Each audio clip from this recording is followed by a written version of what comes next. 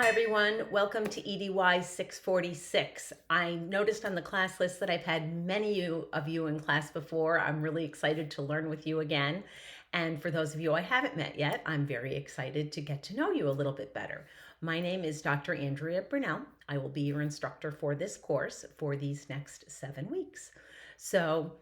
I'd like to begin by telling you one of the key parts of this class is we are going to be, or you are going to be developing each a case study on one specific child. So one of the most important things that you need to do is arrange to observe a young child each week, not this week, but you should make the arrangements this week. And then for the remainder of the course, you're going to be observing the child, and I usually recommend about an hour observation, and collecting data about a particular domain. There's going to be a domain each week. So each week you're going to write a chapter of this case study. And then at the very end, you're going to be writing an introduction and a conclusion to your case study, and you will have developed an entire case study from beginning to end.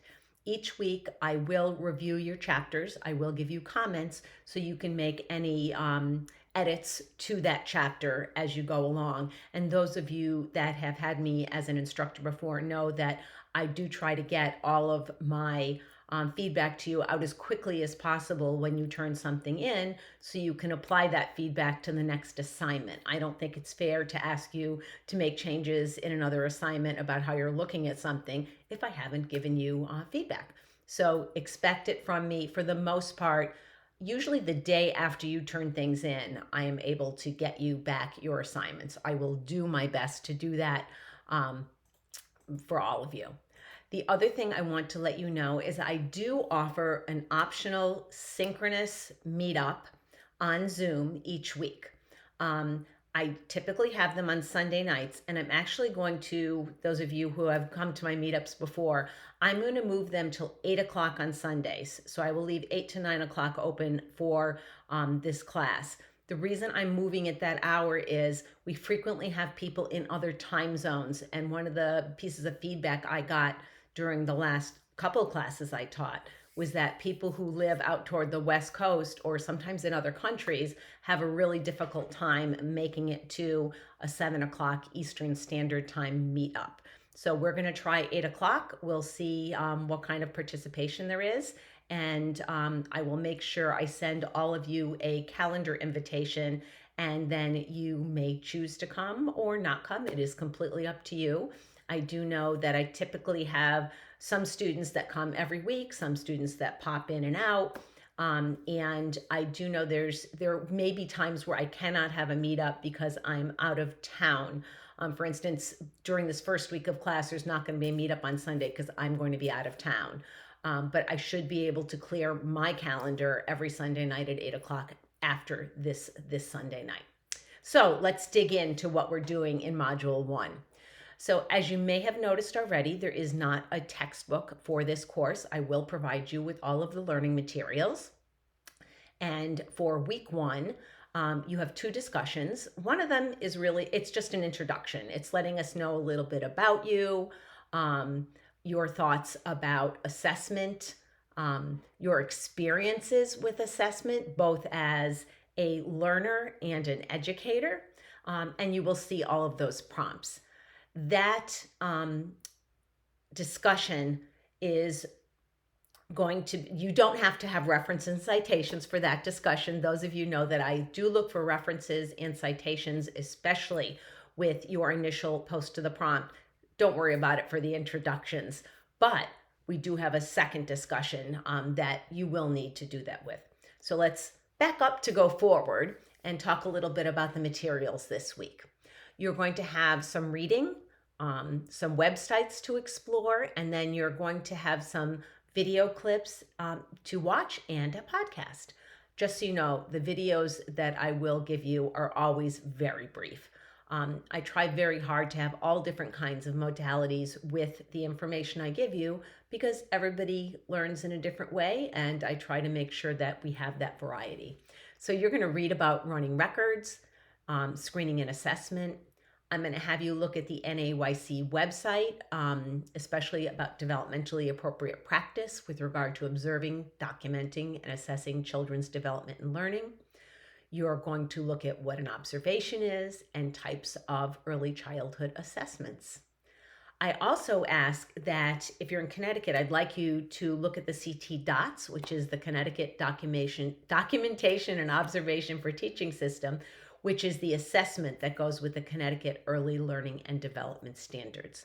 If you're not from Connecticut, I ask that you find your state's early learning and development standards and find the corresponding assessment.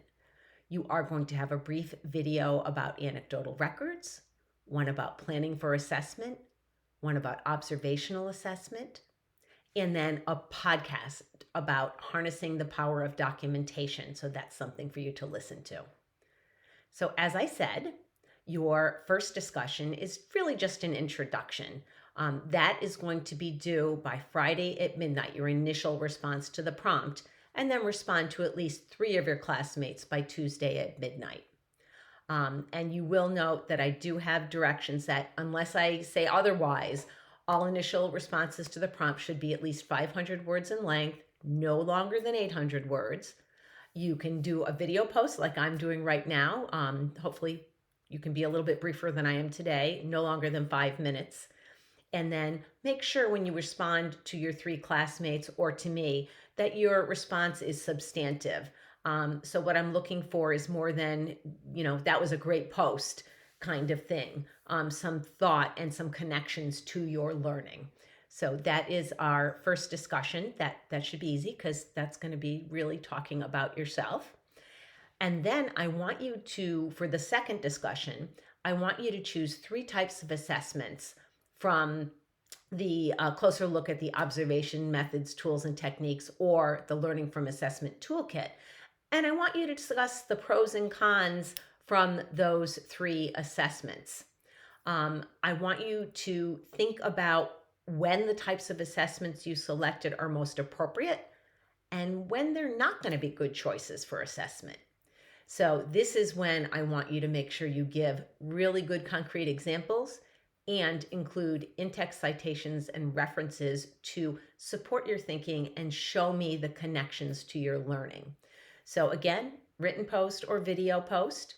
Make sure that your initial post to your initial prompt, your initial post, which is the response to the prompt, be sure to have references and citations for this discussion and really for the discussions we have going forward other than that first introduction discussion.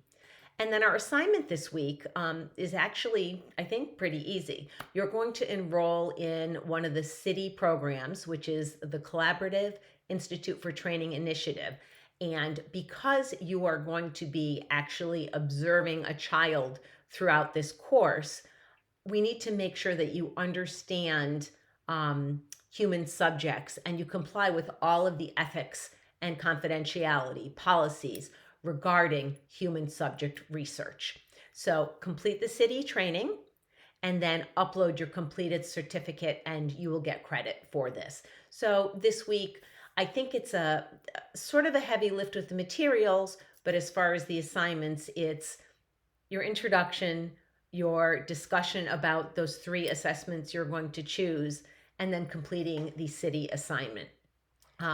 Please make sure that you are able to arrange to do that observation. It is incredibly important because starting next week, you are going to be observing, and for week 2, you're going to be observing in the social and emotional domain.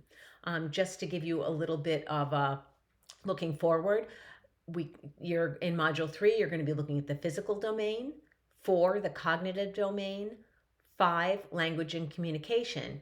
And then you will have week 6 and week 7 to finish your final case study report. And I will let you know right now that if you're ready to hand it in week 6, I will grade it in week 6.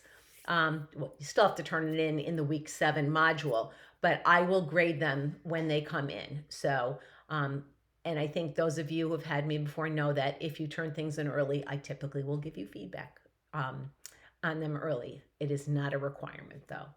So I think we've gone over what all the materials are.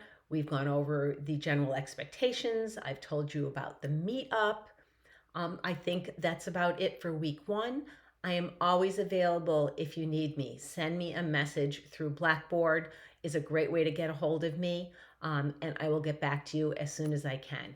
If I don't get back to you within 24 hours, it means that somehow I've lost your message or I didn't see your message. So poke me again and I will get back to you. And I'm happy to set up a time to talk if there's something that you need more clarification or advice on. I'm really looking forward to learning with all of you.